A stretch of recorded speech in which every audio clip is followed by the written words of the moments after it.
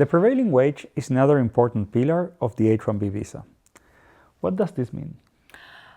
So the prevailing wage, the way to think about it is basically the wage the employer is required to pay based on the Department of Labor's benchmark for that profession. Okay, and which parts does that have, like location or seniority? How do you choose? How do you know what your prevailing wage is?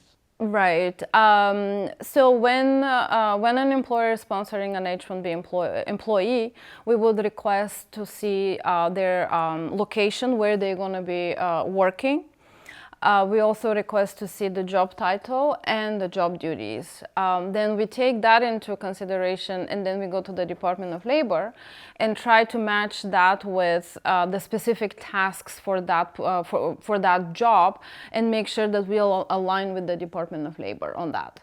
Once we do that, then we see what is the benchmark for that position in that particular location. In terms of the benchmarks or the prevailing wages, there are 4 levels: level 1, level 2, level 3, and level 4. So how do we determine what level? Well, generally speaking, you want to avoid level 1. This is for entry-level positions, and sometimes we get pushback from USCIS telling us that the level 1 is not appropriate for this H-1B, and it's not a specialty occupation. So I usually do minimum level 2, even for people who just graduated and this is their first job. Level 3 is for more senior people, maybe you add some management into it, and level 4 is for, more of your maybe 10 years of experience, 15 years of experience, but it also depends on the employer's requirements. Got it. And you talked about how the wage is going to be tied to their location. Mm-hmm. What happens with people that have multiple work locations, maybe across the country?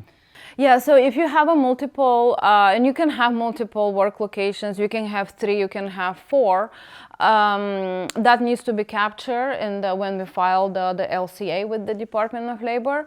And then we look at the prevailing wage for each location, and then we have to go with the highest. So let's say, for example, one location you work in San Francisco, the other one is somewhere in North Dakota. Obviously, the North Dakota salary will be much lower. That doesn't matter. You have to, you have to go with the salary in San Francisco. Got it. So just to clarify, the employer must pay at least the prevailing wage or more. Or more, yeah. There is no problem. Sometimes the clients from employers asks, well, I want to pay this person. Prevailing wage is $100,000. I want to pay them $130,000. Is that okay? Yeah, that's totally fine. Yeah. And this is just base? Is it bonus? Is it total comp? Does it include benefits? It's the base salary. So you cannot really do base and bonus because bonus is not guaranteed. So it has to be only base, not total comp. Okay, perfect. So this is another very important point for the H-1B. You must absolutely pay the prevailing wage for that location and level.